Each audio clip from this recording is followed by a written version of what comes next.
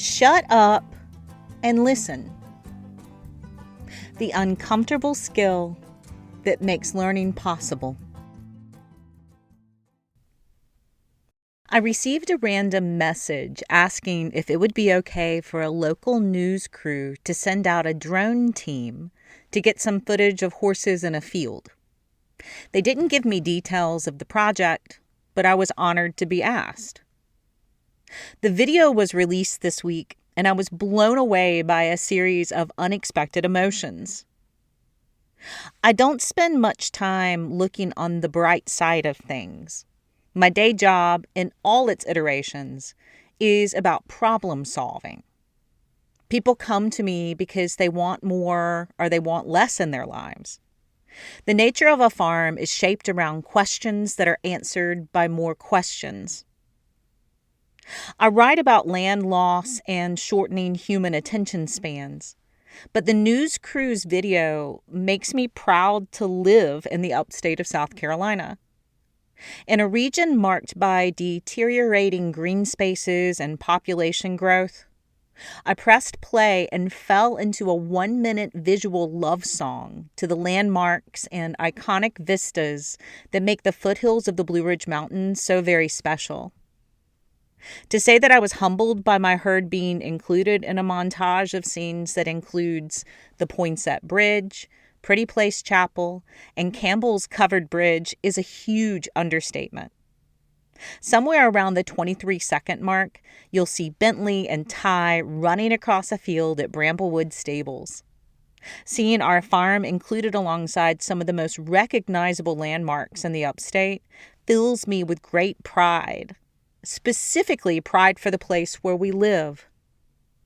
The message of this video reminds me that a community is more than its buildings, businesses, roads, or attractions. Community is formed by the stories, people, hope, and resilience of the ordinary places that make up our shared homes. For all the challenges our region has faced over the last few years, the video made me grateful to be here. And it's deeply refreshing to see a news organization connect with its viewers in such a personal and intimate way. Well done, WYFF. You can watch all 1 minute of this gloriousness if you click on the original post, and I'll also post a link in our show notes. Paying attention. It's an interesting phrase, paying attention. Attention is a form of currency. We can struggle with attention, not having enough time for attention, or giving too much attention.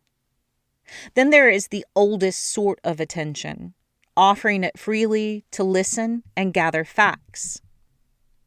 In the video compiled by the news crew, someone deliberately pointed a camera at a field full of horses because they had a vision and believed it was important to give a daily scene some attention. Most of us drive past things every day without really seeing them. Familiarity makes remarkable things invisible.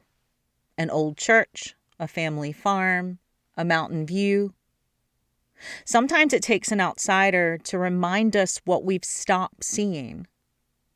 As I watch Bentley and Ty galloping across the screen, I started to wonder whether attention is becoming one of our most valuable and least practiced skills in a world that asks us to divide our attention into smaller and smaller pieces. What does it mean to pay attention? The question haunts me in writing lessons, conversations with adults, and as I watch children trying to solve simple problems. As always, the horses have something big to say about all of this. I didn't start out translating horse to human, i.e. teaching riding, thinking that I would enjoy teaching kids. I was barely an adult myself, 25 years old, electric with anxiety, and living my wounds out loud through pure determination and rage. I hadn't stopped moving long enough to consider having kids of my own, let alone marketing my work to focus on them. It's a good thing that the number one consumer of horse goods is a horse-crazy girl under the age of 13. I didn't have a choice if I wanted to keep a full teaching calendar. For every adult who contacted me to begin riding lessons, 20 kids were already on my waiting list. One memorable evening, I literally got down on my knees and begged the 2 teens who had been with me all day to call their parents. They didn't have to go home. They just couldn't stay with me one more second. I quickly gained a ton of sympathy for the hardened instructor I had grown up with. My friends and I were always at the barn. There was no getting rid of us. But as a kid, I did spend an afternoon at the library in those days before the internet, looking up child labor laws in South Carolina. I wanted to activate a union for barn rats like me who fed the horses at 6 a.m. in the summers and stumbled into their parents' cars as the sun went down.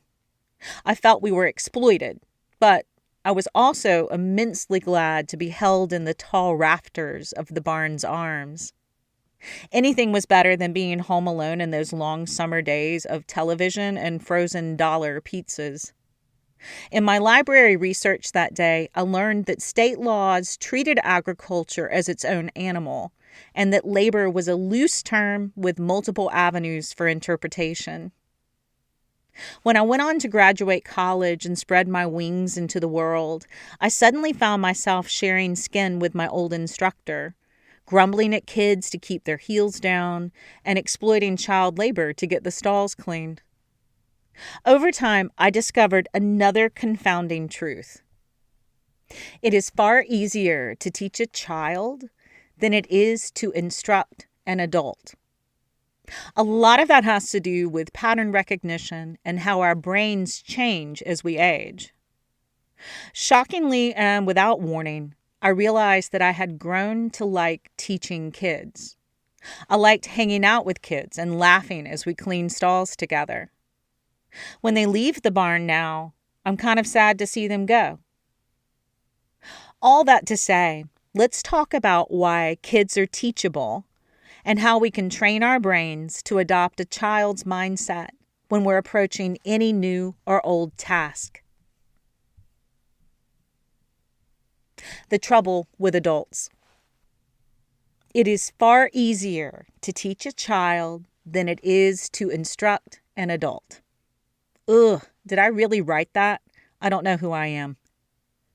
The tone of this statement might irritate adults, so before you start composing an email explaining why you're the exception, hear me out. Children are not inherently smarter than grown-ass adults. They are not more disciplined, and they are certainly not more coordinated. Most kids arrive at the barn unable to find their left foot with a map and a compass. What children have going for them is that they are unfinished. When a child shows up for a lesson, they understand that there might be a lot of things that they don't know how to do. Adults, on the other hand, believe that if they try hard enough, there will be something somewhere they already know how to do. They waste a lot of time trying to find it. This difference sounds small until you spend a few decades teaching people how to work beside a horse. At some point in our lives, many of us stop treating learning as a skill. We start living as if our identity is competence. Instead of approaching a new task with curiosity, we approach it with a terror of being seen making a mistake. I can explain something to a 10-year-old once and watch them attempt it immediately. Meanwhile, a 40-year-old will sometimes explain to me for 5 minutes straight why they cannot possibly do the thing that I have not yet finished describing. The horse notices neither age nor credentials. The horse only notices attention. And attention may be the most important learning skill that we're losing. The longer I teach, the less I believe teachability has anything to do with intelligence. I've worked with children who can tell you the breed, color genetics, and proposed discipline of every horse in the barn after a single visit. I've worked with adults who run businesses, manage teams, raise families, and make decisions carrying far more consequences than anything we do around horses. Yet both groups can find themselves stuck in exactly the same place. They are smart and capable, yet learning a new task requires learning the strange and uncomfortable skill of stopping what you're doing long enough to receive new information. The horse world presents this challenge constantly, both in the saddle and on the ground. The most simple, mundane tasks, like removing a girth from a saddle, becomes a puzzle that can only be solved with practice and attention. Two things that are very much in short supply in our overscheduled worlds. Stable Roots is a reader-supported publication. To receive new posts and support my work, consider becoming a free or paid subscriber. Paid subscribers directly support the work that we do here at the farm every single day. However you choose to join us, I'm just glad that you're here.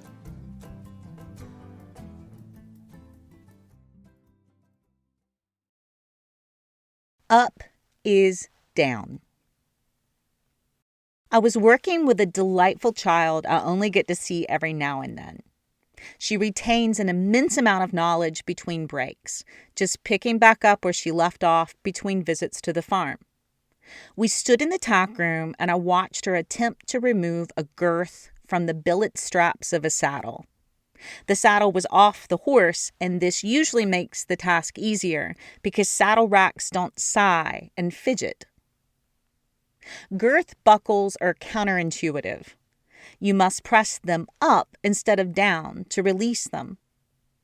But no matter what I said or tried to help the child understand the task, my verbal guidance couldn't break through her intense focus. Her cognitive skills disappeared under the laser focus of her drive to solve the problem. This isn't a rare occurrence in the barn, but it's becoming increasingly common the longer I teach kids and adults how to work alongside horses.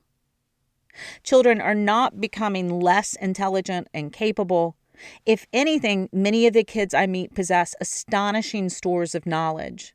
They can recite facts about horses, memorize entire YouTube channels worth of information, and remember details from lessons months earlier. This increasing challenge is that many children and adults appear to struggle with holding verbal information long enough to apply it to a hands-on task.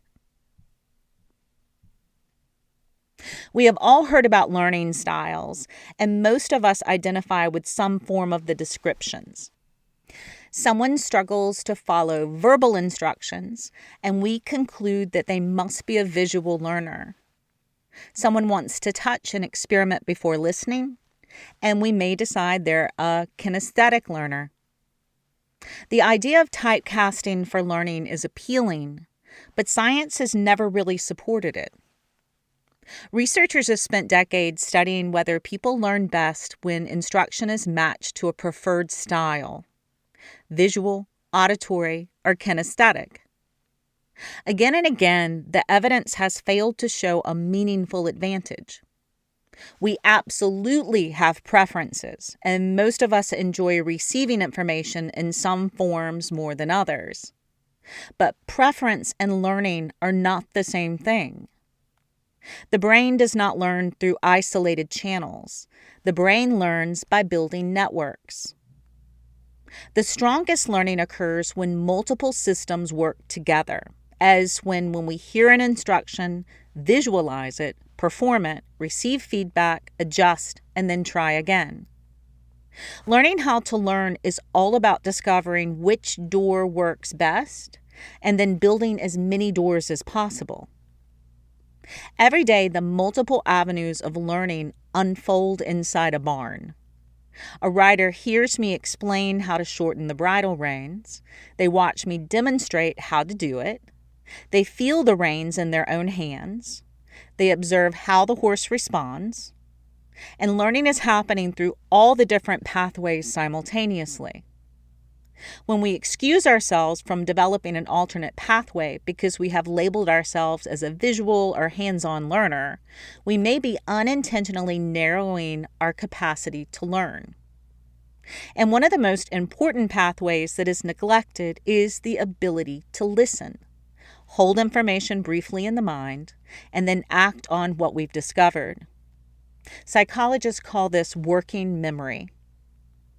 Working memory is the mental sticky note that allows us to hear, push the buckle up, slide the tongue through the hole, then pull it free, and retain those steps long enough to perform them.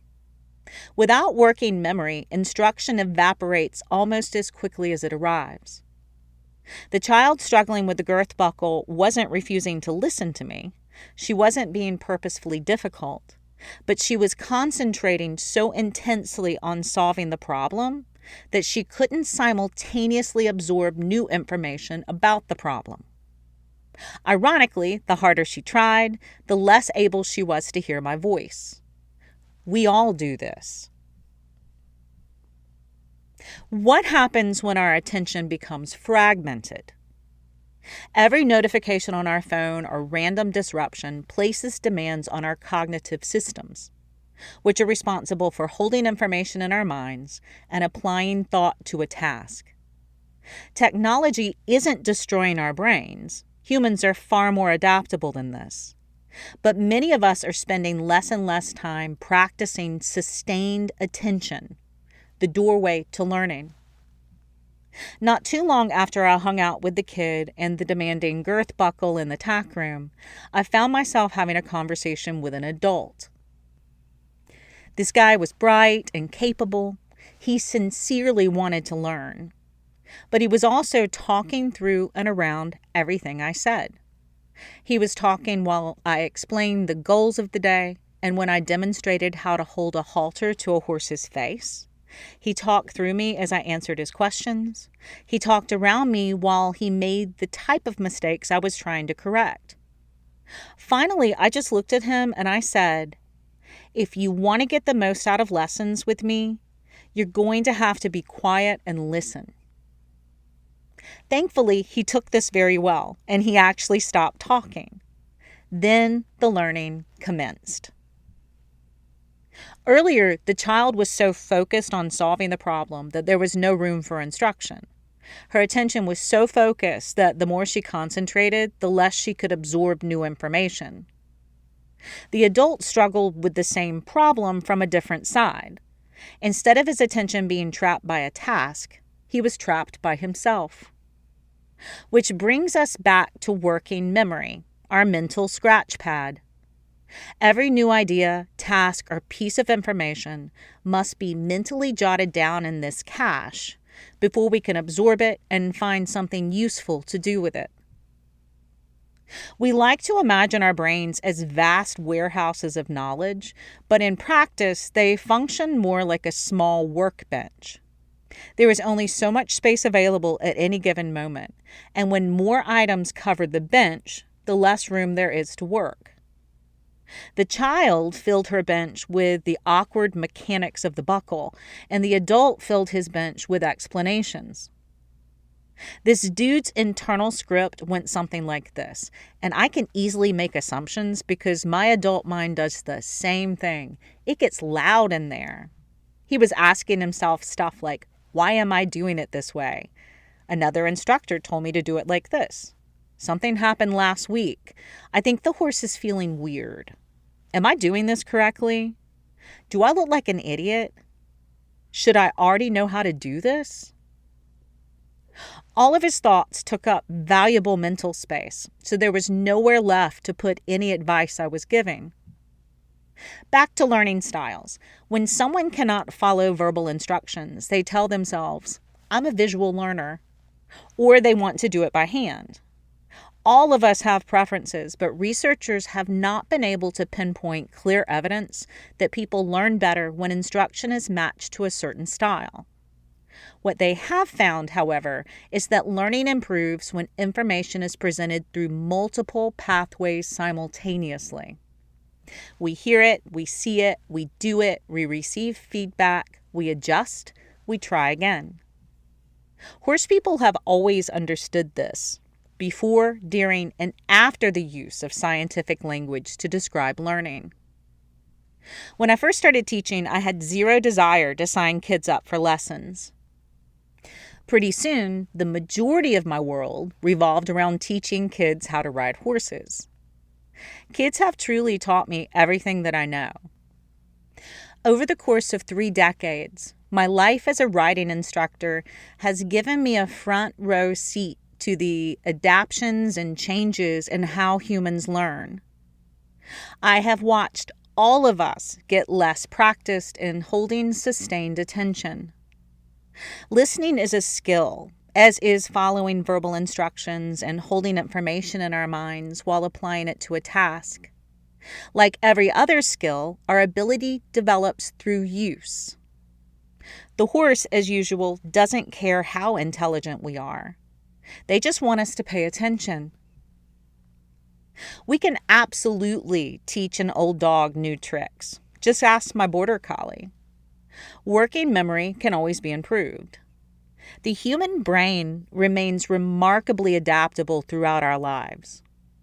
My family founded the Alzheimer's Association in my region, and once again, I was given a front row seat to what happens when working memory malfunctions. But for all we know of dementia now, there is still so much we don't know. Moments of terminal lucidity in Alzheimer's patients show that memory isn't lost in a person's mind. It's just hidden. Kids are masters at taking the risk of incompetence to try something new. We can learn a thing or two from them.